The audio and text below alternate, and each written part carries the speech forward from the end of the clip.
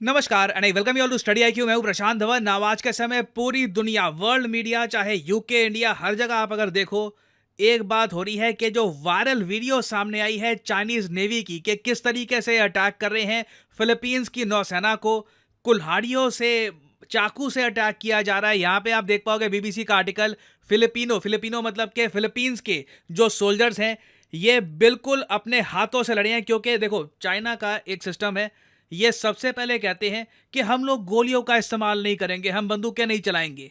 China और Philippines के बीच में भी इस टाइप की अंडरस्टैंडिंग है कि साउथ चाइना सी को लेकर जितने भी डिस्प्यूट हो, गोलियां नहीं चलेगी।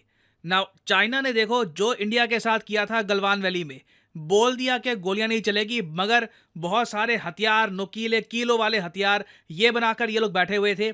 सेम काम इन लोगों ने किया फिलीपींस के साथ। यहां पे आप देख पाओगे कुल्हाड़ी से और वेरियस और टाइप के वेपन से ब्रूटली, मतलब ये जो शब्द यूज किए जा रहे हैं कि इस टाइप का अटैक तो बारबेरियंस करते हैं या फिर समुद्री लुटेरे करते हैं। जो वीडियो अभी आपको दिखाऊंगा, शॉकिंग है कि एक वेल ट्रेन्ड नौसेना ये निहत्थे लोगों पर, क्योंकि दूसरी साइड के पास तो कुछ भी नहीं था, उनके पास किसी भी टाइप का हथियार था नहीं, उन्होंने लिटरली हाथों से लड़ाई करने की कोशिश करी है। ऑब्वियसली फिलीपींस की जो नेवी है, जो इनकी कोस्ट गार्ड का क्रू है, वहां पर एक आदमी को बुरी तरीके से इंजरीज आई हैं, क्योंकि जो हथियार चाइना के लोग इस्तेमाल कर रहे थे इनमें बहुत ज़्यादा कील और बहुत ज़्यादा ब्लेड्स थे। तो बुरी तरीके से वो आदमी इंजर्ड है, इस वक्त हॉस्पिटल में है, पता नहीं वो सर्वाइव कर पाएगा या नहीं। मगर ये अपने आप में कितनी डरा देने वाली बात है कि जो टैक्टिक्स चाइना ने यूज़ किए थे इंडिया के अगेंस्ट, कि पहले बोलो कि वेपन्स का इस्तेमाल नहीं होगा, फिर अपने निराले से वेपन्स बनाकर अटैक करो, सेम चीज़ उन्होंने यहाँ पर करी है फिलीपींस के साथ। और इसलिए आप देखोगे इंडियन मीडिया में इसको कहा जा रहा है गलवान ऑन द सीज, क्योंकि फिलीपींस चाइना के बीच में पहाड़ तो है नहीं जैसे गलवान में थे, इन दोनों के बीच में साउथ चाइना सी है, तो गलवान जैसा अटैक ही हुआ है फिलीपींस पर। और मैं ट्विटर पे देख रहा था कि फिलीपींस की जो आर्म फोर्सेस हैं, इनका जो पेज है यहाँ पे आप नोट कर पाओगे, इन्होंने बहुत सारी पोस्ट करी है इसको लेकर। जो शोल के पास, आयुंगिन शोल के पास एक शोल है साउथ चाइना सी में, उसी के पास ये अटैक हुआ है। फिलीपींस की नौसेना एक सिंपल रिफ्यूलिंग मिशन के लिए जा रही थी जब चाइना ने इन पे अटैक कर दिया। अटैक के बाद देखिए फिलीपींस आसपास के कई कंट्रीज से वार्तालाप कर रहा है, डिस्कशंस कर रहा है। फॉर एग्जांपल यहाँ पे आप देख पाओगे ट्वीट कि जो आर्म फोर्सेस ऑफ फिलीपींस हैं, इन्होंने जापानीज सेल्फ डिफेंस फोर्सेस के साथ बातचीत करी और अपना कंसर्न बताया कि देखिए किस तरीके से हम पे अटैक हुआ है। यहाँ पे आप देख पाओगे जो जूनियर चीफ ऑफ स्टाफ है of the arm forces of Philippines, इन्होंने स्टेटमेंट दिया अपने देश को, हमारे लड़के वापस लड़े हैं, हमारे लड़कों ने लड़ाई दी है, our troops fought back, the Chinese coast guard personnel had bladed weapons, our personnel fought with bare hands, उनके पास ब्लेड्स, कुल्हाड़ी वगैरह सब थी, हम निहत्ते थे, बेयर हैंड से लड़े हैं। What is important, we were outnumbered, ये नंबर में भी कम थे, चाइनीज नौसेना के जो लोग थे वो बहुत ज्यादा थे। और आज के समय आप देखोगे पूरा फिलीपींस अपनी आर्म फोर्सेस के पीछे खड़ा है। और यहाँ पे आप देख पाओगे इन्होंने पूरा एक थ्रेड पोस्ट किया है, इसमें जो वीडियोस हैं ये इन्होंने डाली है, जो दिखाती है कि किस तरीके से चाइना ने एक बारबैरिक अटैक किया है फिलीपींस की नेवी पर। और सबसे ज़्यादा अजीब बात पता है क्या है, चाइना ऑलमोस्ट चाहता है, लग रहा है कि चाइना चाहता है कि एक बड़ी वॉर हो जाए। मुझे याद है आज से कुछ दिन पहले मैं ऐसी ट्विटर पे था, बाय द वे मैं ट्विटर पे ऑफिशियली नहीं हूँ, प्रशांत धवन के नाम से मेरा कोई अकाउंट नहीं है। कोई आदमी अगर क्लेम करता है कि वो मेरे नाम से उसने अकाउंट बना रखा है, फ्रॉड है, उसने गलत अकाउंट बना रखा है। तो यहाँ पे आप देख पाओगे कुछ ही दिन पहले मैंने ये एक ट्वीट पढ़ी थी, China is acting like Hitler did in 1938। 1938 में नाजी जर्मनी की बिल्कुल आप कह सकते हैं बिगिनिंग हो रही थी, हिटलर का एग्रेशन धीरे धीरे बढ़ता जा रहा था। कई लोग आज के समय सोशल मीडिया पे कह रहे हैं कि जो चाइना कर रहा है ना आज के समय, आप अगर हिटलर के एक्शंस देखो इन 1938 ऑलमोस्ट सेम ही है। Aggression against Japan, aggression against Taiwan, Philippines, India के अगेंस्ट अग्रेशन, धमकियां देना कंट्रीज को। क्लियरली यहाँ पे एक हिंट मिल रहा है कि जो जर्मनी ने किया था वर्ल्ड वॉर 2 में, वही रोल हो सकता है कि चाइना करेगा इन वर्ल्ड वॉर 3।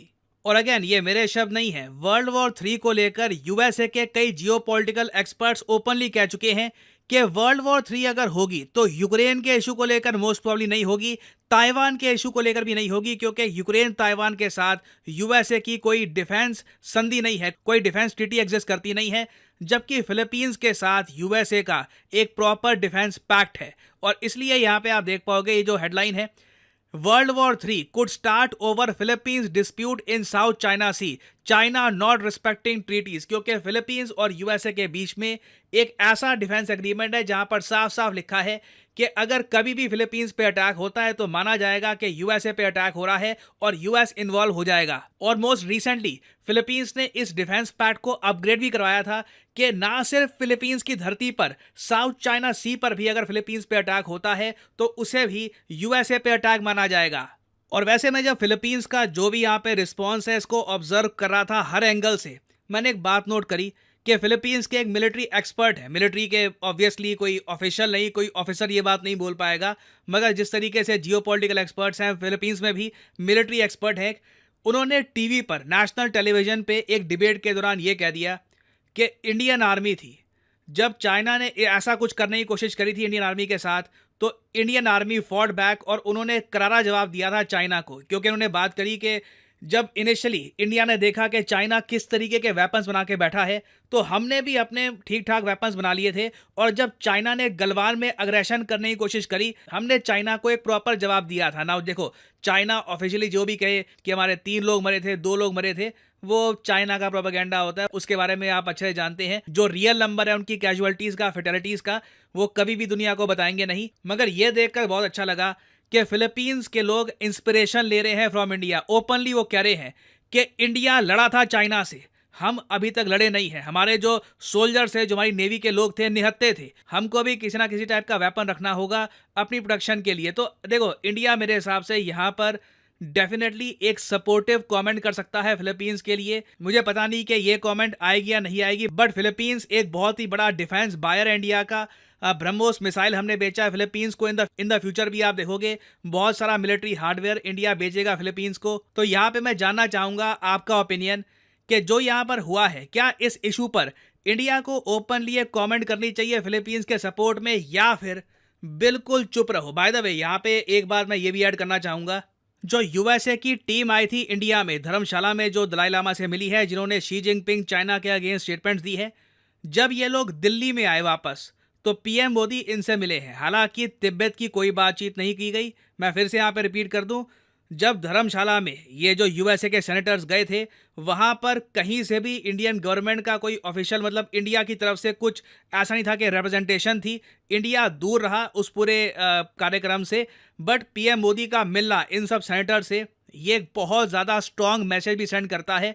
तो कमेंट सेक्शन में मैं चाहता हूँ आप सब लोग अपना ओपिनियन शेयर करें कि इस पर्टिकुलर केस में इंडिया को कुछ कहना चाहिए, या फिर जो फिलीपींस के साथ हो रहा है, चाइना जो कर रहा है करने दो, कुछ कमेंट करने की आवश्यकता नहीं है। लिखिएगा इसके बारे में कमेंट सेक्शन में, मैं जानना चाहूँगा आपका ओपिनियन। फाइनली आपसे पूछूंगा एक एमसीक्यू ये है कि वो कौन सा पहला साउथ ईस्ट एशियन कंट्री बना है जिसने सेम सेक्स मैरिजेस को रिकॉग्नाइज कर लिया है। ये तीसरा एशियन कंट्री है बाय द वे।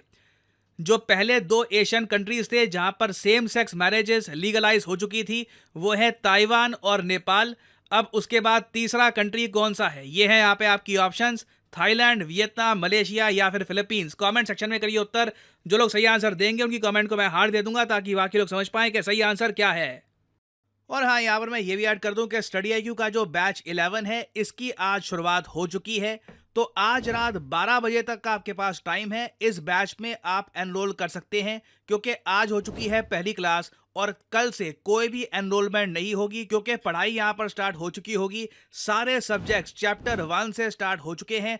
तो आपके पास आज रात 12 बजे आखिरी मौका है स्टडी आईक्यू के बैच 11 में एनरोल करने का। सिंपली कमेंट सेक्शन में जाइए, यहाँ पे आपको लिंक मिल जाएंगे वेरियस लैंग्वेजेस के।